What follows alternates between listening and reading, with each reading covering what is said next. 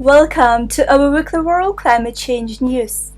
I'm Alexandra, and today we will discuss the following topics: natural gas and climate change effects on babies, carbon emissions on pre-pandemic level, carbon capture and carbon neutrality, countries failing to comply with Paris Agreement, climate change to cost supply chains billions, Pope Francis to attend COP26. So shall we begin? Natural gas and climate change.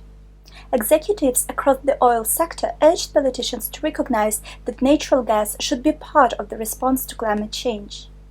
According to the Energy Information Administration, CO2 emissions from fossil fuels in the United States dropped to their lowest level since 1983 in 2020, when coal-fired power plants were replaced by gas-sourced generators.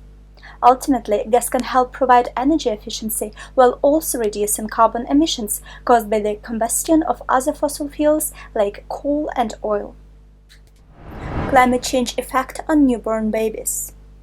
A new study by Lancaster University has revealed the negative effects of climate change across all generations, but especially on newborn babies.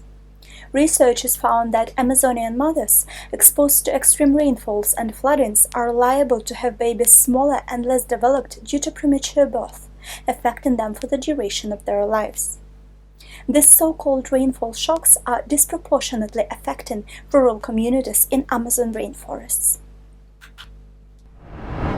Carbon emissions on pre-pandemic levels. According to data from the International Energy Agency, worldwide carbon dioxide emissions have rebounded to the pre-pandemic levels. This happened after a historic drop in emissions in 2020 due to lockdown and restrictions. Major economies had 2% higher emissions in December 2020 compared to December 2019, which is equivalent to 60 million tons. It was said that with these numbers, in combinations with factors like absence of climate change-oriented policies, global emissions are likely to increase in 2021. Carbon capture and carbon neutrality. Trapping and storing carbon dioxide emissions is urgently needed to achieve carbon neutrality. The United Nations Economic Commission for Europe stated in a report published on Wednesday. The net zero emission goal is crucial to limit global warming, as outlined in the Paris Agreement on climate change. And the technology brief calls for rapid scale-up of carbon capture, use and storage. The process involves capturing CO2 emissions from coal and gas power plants and from heavy industry for deep underground storage or reuse. Countries failing to comply with Paris Agreement. A UN climate action report published on Friday stated that countries are nowhere close to the level of climate action needed. Even with increased efforts by some countries, the combined impact falls far short of what is needed to fight climate change. The report urges countries to adopt stronger and more ambitious plans to reach the Paris Agreement goals and limit the temperature rise to 1.5 degrees Celsius by the end of the century. Climate change to cost supply chains billions.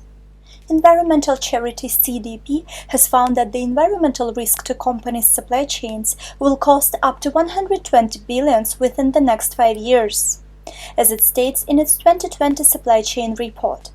The report finds that potential cost increases are the largest in manufacturing sector, followed by food, beverage, agriculture and power. These extra costs are likely to be passed to consumers and are likely to be caused by climate change, water-related impacts and deforestation. Pope Francis to attend COP26. Pope Francis stepped up into climate action and has pledged that the Vatican City state would reach net zero carbon emissions. The COP26, which had been postponed, now will take place in November 2021 at the Scottish Event Campus in Glasgow. At the summit, all leaders from all around the world, including Pope Francis, are expected to take part. Should the visit be confirmed, this will be the first papal visit to the city since Benedict XVI came in 2010, and highlights Pope Francis's support in combating climate change. Now, this is it for today. Thank you for watching, and if you like this news, subscribe to our channel and join us here next week.